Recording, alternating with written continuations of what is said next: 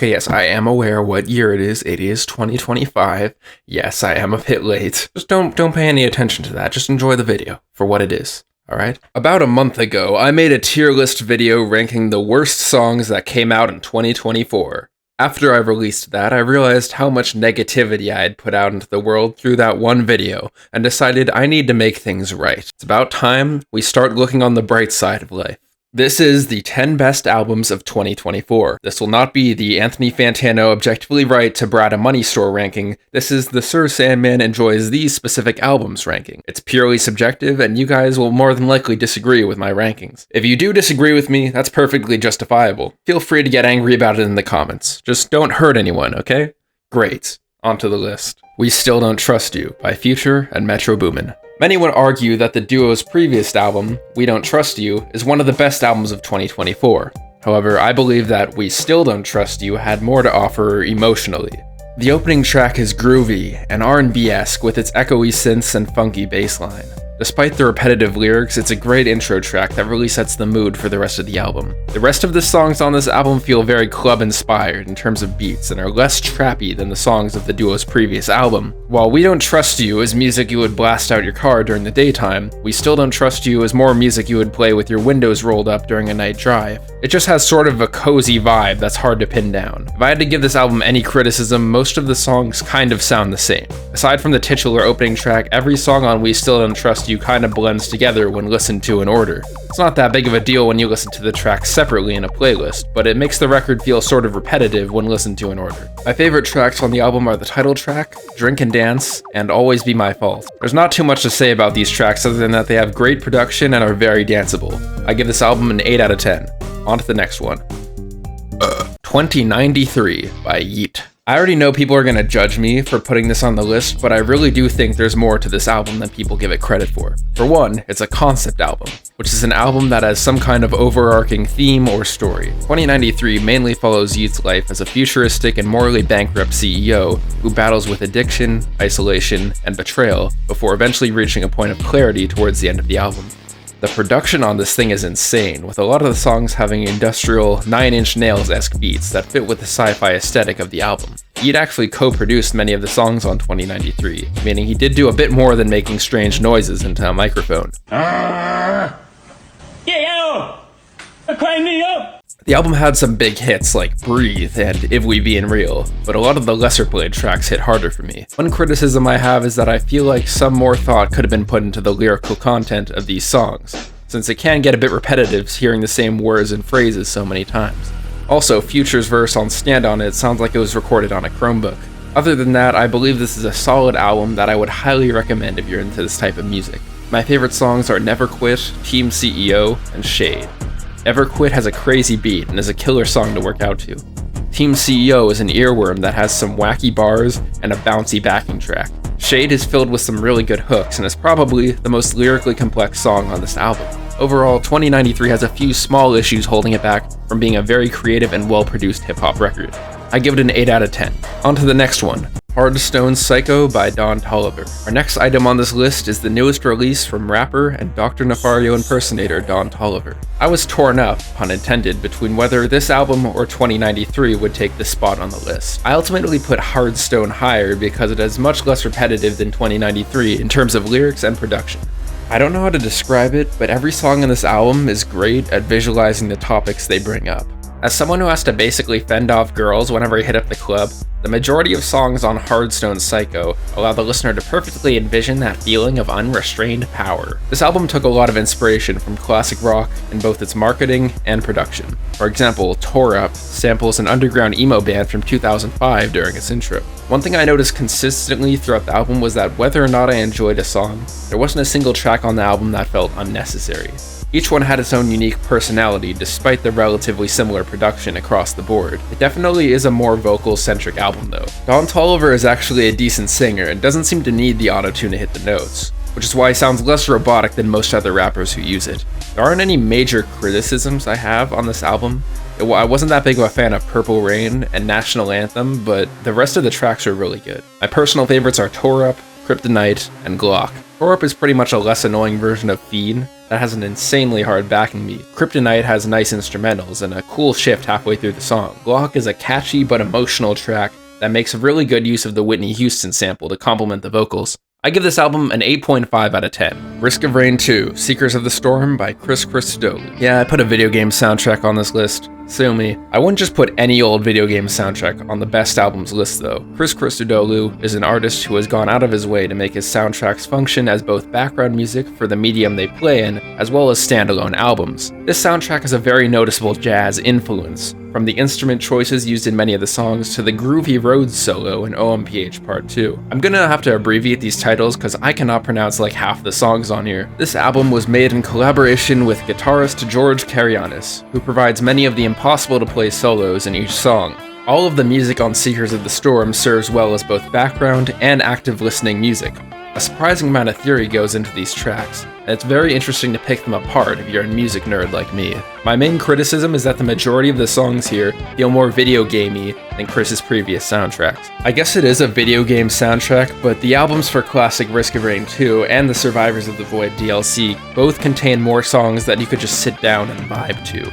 Thunder and Lightning, OMPH Part 1, Tlalocan, and Forgot Cry of the Gulls all feel more to me like background music than active listening music.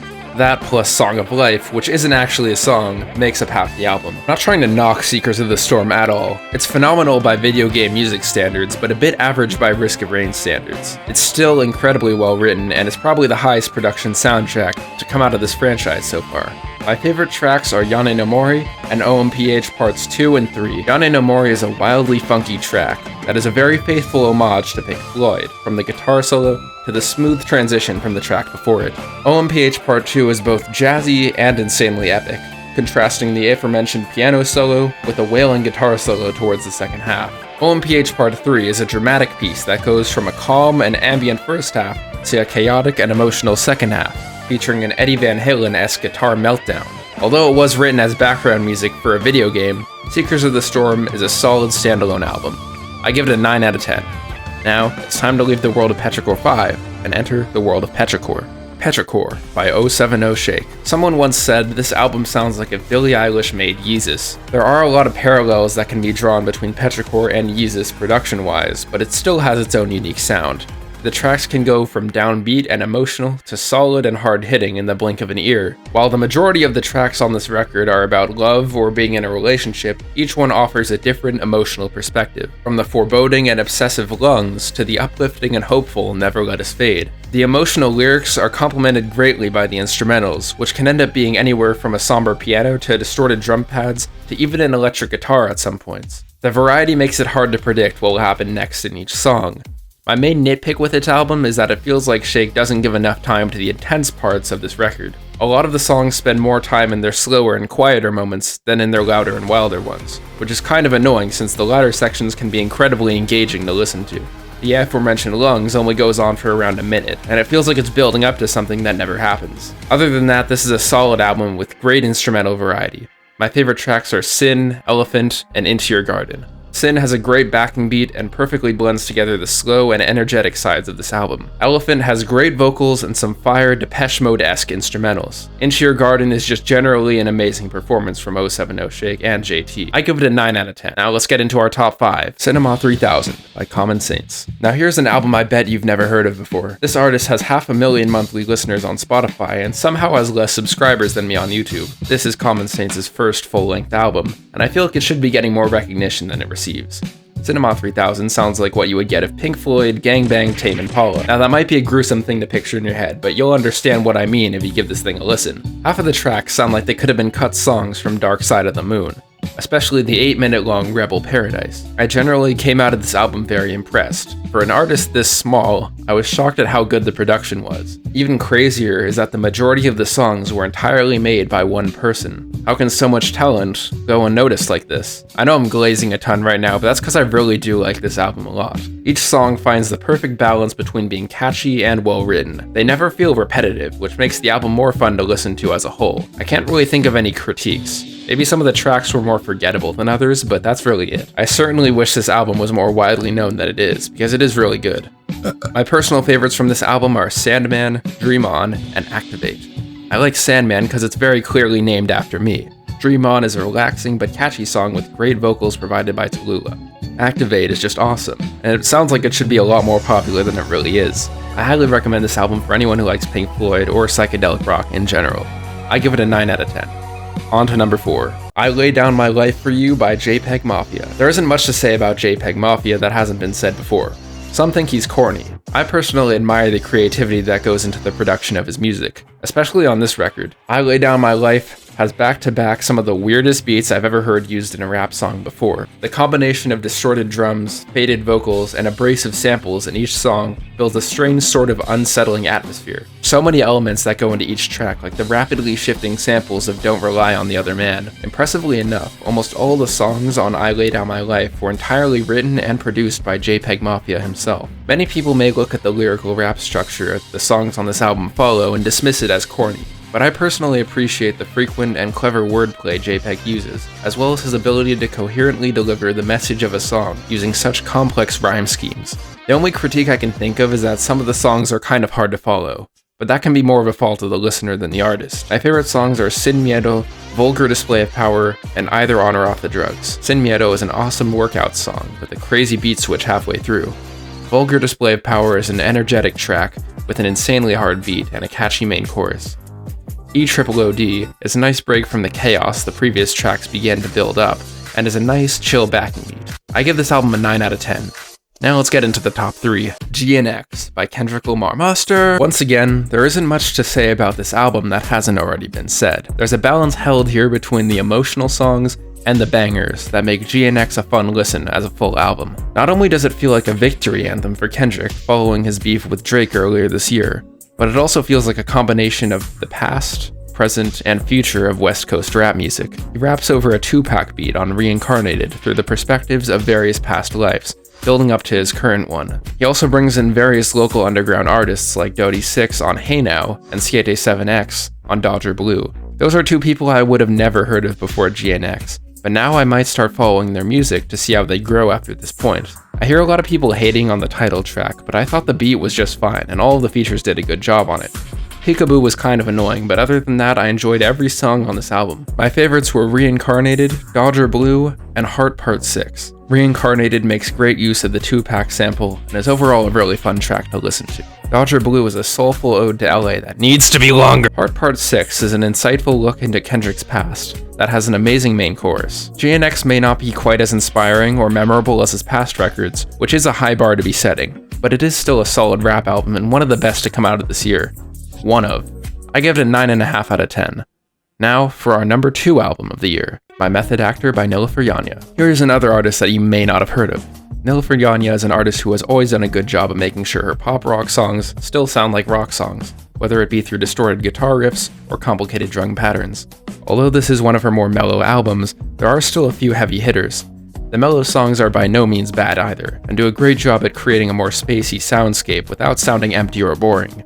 My Method Actor seems to have an overarching film motif, comparing struggles with one's own identity to method acting. The first few songs on the album are energetic, and almost feel a bit violent at times, with the title track comparing an identity crisis to being slowly killed. The rest of the album is more centered towards themes of love and heartbreak. The lyrics of each song tend to be somewhat vague and metaphorical, and I couldn't find much info online about what every song means, so it leaves a lot on that matter up to interpretation. Another thing I want to point out is the mixing on the drums. I've never heard an album on which the drums sound this juicy. There isn't really anything about this album that needs improvement. Maybe a better video for Method Actor would be nice. My favorites from the album are Like I Say, Runaway, Method Actor, and Mutations. Like I Say is an exciting and faster paced song with a catchy main chorus.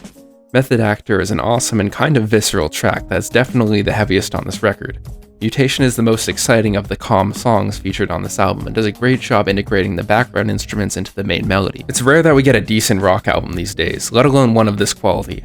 I'm giving My Method Actor a 9.5 out of 10. Before we go to our number 1 spot, I would like to highlight a few honorable mentions that almost made the list but didn't quite make it. Foundations by Serj Tankian. If you're a fan of System of a Down and wish the band would drop another album, this is probably the closest you're going to get to that. Foundations is a compilation of unfinished songs System's frontman has written over the course of his career, from the band's inception to shortly after they went on hiatus. There isn't a bad song on here, and each one captures the energy and rage that System of a Down once had. Serge's vocal performance was a bit off at times, but in his defense, the guy's been screaming his head off for the past 30 years. Besides that, the only thing keeping this one off the list is that it's technically an EP and not a full album.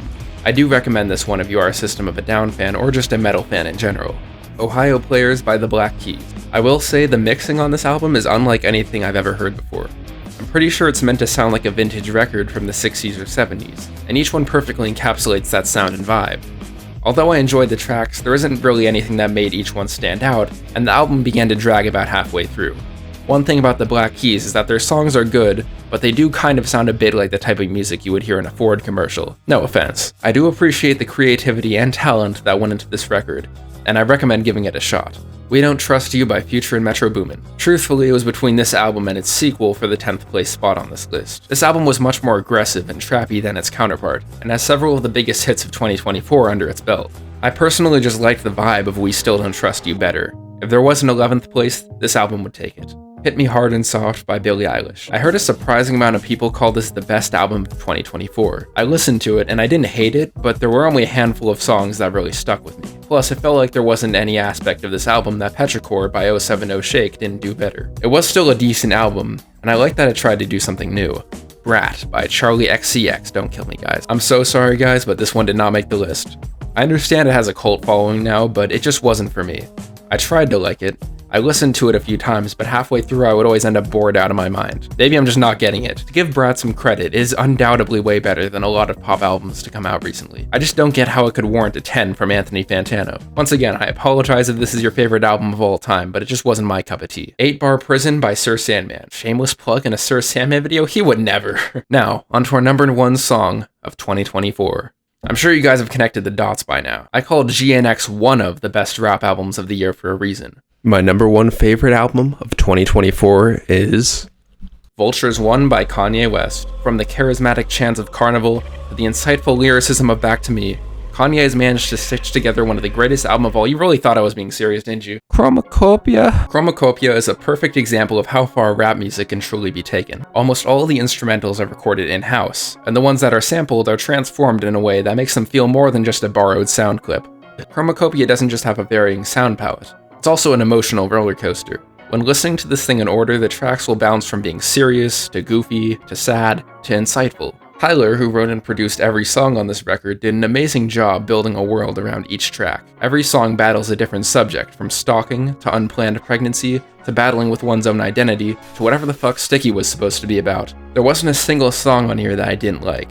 Even the silly and less insightful ones were still filled to the brim with personality, and the tracks that were meaningful hit the hardest. They put into words the complicated emotions that so many people have gone through in their lives, like the conversation that plays out in Hey Jane. One other thing to note is that I was able to remember what every song on this album sounded like after my first full listen. That normally doesn't happen with me. Even when most albums have a very unique sound, their songs have a way of blending together. That didn't happen with Chromacopia. Each song is its own separate, contained story that, when connected to the other tracks, builds towards the album's overcoming theme of life struggles that are all too common. Personal favorites from this album are Saint Chroma, Like Him, and Balloon. Saint Chroma is an amazing opening track for the album that has one of the coolest beat switches I've ever heard. Like Him is one of the album's more emotional and intimate tracks that builds up to an epic synth lead solo. Balloon is just a fun track that turns a goofy and kind of annoying sample into a genuinely good backing melody. I can say with confidence that this is my favorite album of the year, which is why I'm giving it a 10 out of 10. Thank you guys for sticking around until the end of the video. Did you agree with my rankings? Great. Make sure to discuss my flawless taste in music in the comments. Did you disagree with my rankings? Feel free to complain about it. Hope you enjoyed this video. Make sure to gently tap that subscribe button, follow my Instagram, and join our channel membership for exclusive perks. Perks not guaranteed. I'll see you in the next one. Goodbye. Chromacopia, Chromacopia, Chromacopia, Chroma. I wonder how much I can do that before it gets annoying.